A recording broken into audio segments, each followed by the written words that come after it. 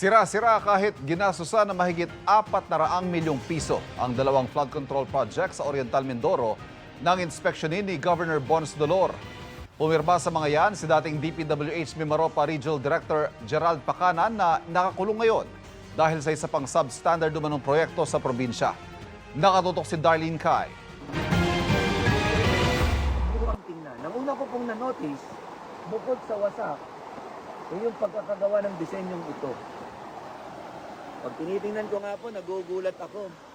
Palpak at perwisyo ang tawag ni Oriental Mindoro Governor Bons Dolor sa dalawang flood control project na ininspeksyon niya kahapon sa Barangay San Andres sa Nauhan, Oriental Mindoro. Hawak ni Dolor ang kopya ng litrato ng umunoy plano para sa road, dike and esplanade sa mag-asawang Tubig River. Hindi na nga raw sinunod ang plano, sira pa ang bahagi nito at maikli pa ang sheet piles ng sukatin. Kaya raw lalong binaha kamakailan ng ilang lugar sa mga bayan ng Victoria at Nauhan. Ayon sa disenyo ng DPWH, una muna ang sheet piles, pagkatapos ng sheet piles, saka ilalagay. Yun, ang tawag nila doon ay ito, foundation field ng sa ilalim. Ang tawag nila dyan, geotextile, pampatibay dapat. Ang problema, kitang-kita nyo naman, salit na nasa loob, nasa labas. Ito niyan ha, hindi tayo nagawa niyan. Ayon sa contract agreement sa DPWH website, February 11, 2023 sinimula ng dalawang proyekto. Ang isa ay natapos umano ng February 5, 2024. Ang isa naman, December 10, 2023 ang completion date. Ang nakakapagtaka lang po, dalawang stretch, may 200 milyon ang isa, sabay ini-award, sabay binigyan ng notice of commencement, sabay din dapat nagpanimula.